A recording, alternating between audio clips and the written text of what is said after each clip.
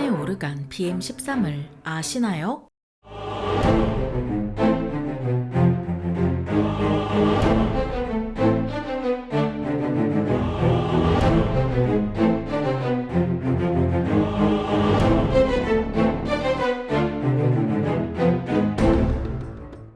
안녕하세요. 지식 스토리입니다. 이번에는 독소전쟁의 명품 조연 BM-13에 대해 알아볼 텐데요. 다연장 로켓포는 밀집된 적을 공격하는데 상당히 효과가 좋은 무기로 걸프전 당시 M270 다연장 로켓포는 최전선의 이라크군을 두려움에 떨게 했습니다. 이렇게 위력이 뛰어나니 현재 다연장 로켓포는 대부분의 군대가 보유한 육군의 필수적인 무기이자 귀하게 취급하는 주요 자산으로 거듭났습니다. 이 때문에 최신 무기로 인식하는 경우가 흔하고 종류도 다양하지만 그 유명한 신기전에서 알 수 있듯 역사는 생각보다 오래됐는데요. 물론 오늘날의 다연장 로켓포와 과거의 신기전을 1대1로 비교할 수는 없지만 로켓을 이용해 한 번에 많은 화살을 발사하는 기본 원리는 같다고 볼 수 있죠. 그런데 화차나 신기전은 당시에는 비쌌던 화약을 쓰는 양에 비해 살상력이 떨어져서 자주 사용되기 어려웠습니다. 소련에서 개발한 BM-13 다연장 로켓포도 이처럼 생각보다 역사가 오래되었지만 효과가 떨어지다 보니 주력 무기로 사용하기가 어려웠습니다. 하지만 BM-13은 다연장 로켓포의 역할을 새롭게 정립한 기념작인데요. BM-13은 현재 운용 중인 모든 다연장 로켓포에 직접적인 영향을 준 다연장 로켓포의 아버지로도 불리죠. 단발식 야포로 포격하는 포병의 역할과 전투 방법을 크게 확대한 BM-13은 1938년 6월 항공기용으로 사용하던 RS-132 로켓을 지상용으로 개발하면서 탄생했습니다. RS-132는 무유도 로켓이라 단발로 목표를 맞추는 건 운에 맡겨야 할 정도로 명중률이 떨어졌습니다. 그래서 한 번에 많이 쏘는 것이 효과적이지만 항공기에 그만큼 많이 적재하기는 어려웠고 이에 RS-132를 지상에서 운용하자는 대안이 나오면서 개발이 이루어졌는데요. 이미 RS-132가 존재하기 때문에 이를 기반으로 하는 132mm 구경의 M-13 로켓을 만드는데 그다지 어려움은 없었죠. 처음에는 범용 트럭의 측면에 로켓을 장착해 운용하는 방식을 연구했지만 실험 결과 안정성이 떨어진다고 판명됐습니다. 그래서 개발진의 주장에 따라 차체 방향으로 상부에 설치한 레일에 로켓을 장착해 발사하는 방식으로 설계가 변경됐습니다. 1941년 3월에 개발을 마치고 M-13을 발사하는 전투 차량이라는 뜻의 BM-13으로 명명되어 일선에 배치되기 시작했는데요. 하지만 다연장 로켓포의 위력이 입증되지 않은 탓에 일선에서의 반응은 그다지 좋지 않았고 BM-13은 한 번에 16발의 로켓을 쏠 수 있지만 재장전이 오래 걸렸죠. 그래서 곡사포로 연사하는 게 오히려 효과적이라 본 소련군은 그해 6월 독소전쟁 발발 당시 BM-13을 단 40문만 일선에 배치했습니다. 하지만 전쟁이 시작되자 BM-13은 지역 제압에 대단히 효과적인 무기임이 증명되는데 그렇게 오래 걸리지 않았습니다. 소련군 병사들은 이런 BM-13을 카추사라 불렀는데 발사대에 새겨진 각인 K에서 당시 유행가인 카추사가 연상되면서 그렇게 불리게 됐다고 하죠. 반면 BM-13에 호되게 당한 독일군은 발사 시 소음을 빗대어 스탈린의 오르간이라 불렀고 복제 버전을 만들어 쓰기도 했습니다. BM-13은 재원을 살펴보기 어려운 게 다양한 차량의 M-13을 쏘기 위한 발사대를 거치하다 보니 모델이 통일되어 있지 않습니다. 그래서 BM-13에서 발사되는 M-13의 재원을 살펴보겠는데요. M-13은 전장 1420mm에 구경은 132mm이며 전체 중량은 42.5kg에 탄두 중량은 18.5kg이고 추진체 중량은 7kg에 최대 사거리는 8.5km입니다. 로켓은 쏠 때 발생하는 충격을 외부로 방출할 수 있어서 발사대를 장착하는 차량이 크고 아름다울 필요가 없는데요. 덕분에 장착할 수 있는 차량의 제약이 덜하고 그만큼 기동력도 좋죠. BM-13은 당시 소련이 생산하거나 공여받은 다양한 종류의 차량의 상하로 각도를 조절할 수 있는 발사대를 거치한 형태로 제작됐습니다. BM-13은 구조도 매우 간단해서 운용과 정비가 편리했지만 정밀 타격이 가능한 최신 다연장 로켓포와 달리 명중률을 기대하기 어려웠습니다. 차량과 발사대는 로켓을 쏘기 위한 수단이라 BM-13의 위력은 전적으로 M-13에 의해 결정되죠. M-13은 단발로 따지면 살상력에서 여타 포탄과 그다지 차이는 없지만 고체 연료를 사용하는 무유도 로켓이라 저렴하게 대량 생산할 수 있었습니다. 다만 품질이 좋지 않아서 비행 중 방향을 임의로 바꾸는 경우도 많고 연료량도 제각각이라 사거리에 미치지 못하거나 목표 너머로 날아가는 사례도 흔하게 발생했습니다. 따라서 BM-13은 목표를 타격하는 용도보다 주력 부대가 돌격하기 전에 적진에 난사함으로써 심리적으로 타격을 입히는 용도로 사용했는데요. BM-13의 발사대는 8개의 레일을 갖춘 게 대부분이지만 48개의 레일을 갖춘 지상 거치형은 물론 선박 거치형 등 그 종류가 다양하죠. 내문으로 이루어진 BM-13 포대가 10초 안에 투사할 수 있는 로켓의 양은 포병연대가 동시에 발사하는 북한은 포탄의 양과 맞먹습니다. 비록 재장전에 시간이 오래 걸리지만 이처럼 뛰어난 투사 능력은 기습적으로 선제 타격할 때 아주 좋은 효과를 발휘했습니다. BM-13의 배치가 시작된 때가 2차 대전에서 가장 피비린내 나는 독소전쟁이 발발한 시점이라 곧바로 실전에 사용되면서 효과가 입증됐는데요. 1942년 말까지 3,237문이 생산된 것을 정점으로 전쟁 말기까지 약 10,000문 정도가 생산돼 전선 곳곳에서 활약했죠. BM-13이 이토록 선전하게 된 건 소련군의 포병은 눈대중으로 쏴야 할 정도로 열악했기 때문입니다. 소련군의 포병은 장비도 부족했지만 전문적인 교육을 받은 포병 장교들마저 대숙청으로 갈려나간 상태였습니다. 엎친 데 덮친 격으로 평균 교육 수준까지 낮아서 포병 사격에 필요한 교육을 제대로 받은 사람이 드물었는데요. 이걸로도 모자라 독소전쟁 초기에 엄청난 수의 포병 장교가 전사했으니 포병의 질이 떨어질 수밖에 없었죠. 이 때문에 소련군의 포병은 사전 준비를 철저히 한 공격 준비 사격을 제외하면 눈대중으로 쏘는 수준에 머물렀습니다. 이 때문에 소련군의 자주포마저 직사를 주로 하도록 개발됐지만 BM-13은 그냥 로켓을 마구 난사하는 방식으로 운용돼서 재장전만 잘해줘도 문제 없었습니다. 특히 스탈린그라드 전투 이후 소련이 전세를 역전해서 반격에 나설 당시에 BM-13은 소련의 공격 시작을 알리는 마치 신호탄 같은 역할을 담당했는데요. BM-13은 스탈린그라드 전투에서 볼가강 방어선의 주력으로 제대로 활약했죠. 로켓을 쏜 뒤 높은 언덕 아래 숨는 식으로 독일군의 공습을 피했고 재장전이 끝나면 다시 나와서 쏘는 걸 반복했습니다. 천왕성 작전이 발동될 때까지 볼가강 방어선을 지킨 소련군은 승리할 때까지 로켓에 비를 내렸는데요. BM-13은 2차 대전이 끝나자 운용과 재장전이 편한 BM-14 같은 개량형이 등장하면서 소련에서는 빠르게 퇴출당했지만 친소국가에 대량 공여되면서 세계 곳곳에서 활약했죠. 1950년에 벌어진 6.25 전쟁은 물론 중동전쟁과 베트남 전쟁을 거쳐 21세기에 벌어진 예멘 내전에도 모습을 드러냈습니다. 소련에서는 1963년에 후속작으로 BM-21을 실전 배치했고 그라드라는 애칭까지 붙여줬는데요. BM-21은 순간 화력이 뛰어나지만 재장전이 오래 걸리고 명중률이 형편없다는 BM-13의 장단점을 그대로 물려받았죠. 그런데도 BM-21이 여전히 많이 쓰이는 이유는 싸게 많이 굴리기 좋다는 점 때문입니다. 이 맛에 중독된 러시아는 BM-21과 같은 무유도 로켓에 집착해 유도 로켓 개발을 등한시했고 하이마스에 유린당하는 결과를 맞이했습니다. BM-21은 하이마스와 비교하면 명중률과 사거리 모두 떨어지는 탓에 우크라이나 전쟁에서 진영을 가리지 않고 손실률이 막대한데요. 러시아는 북한의 군수 지원으로 충분한 로켓을 공급받기는 했지만 하나같이 상태가 영 좋지 않았죠.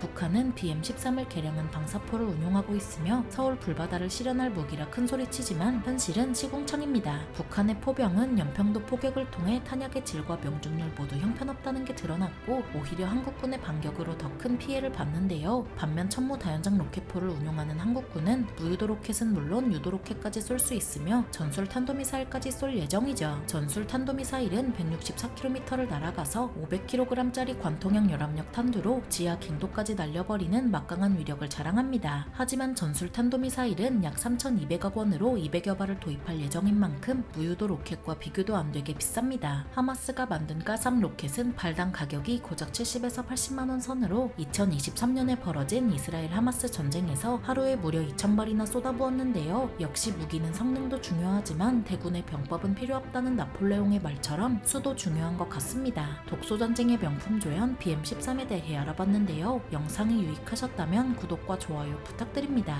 감사합니다. 지식스토리였습니다.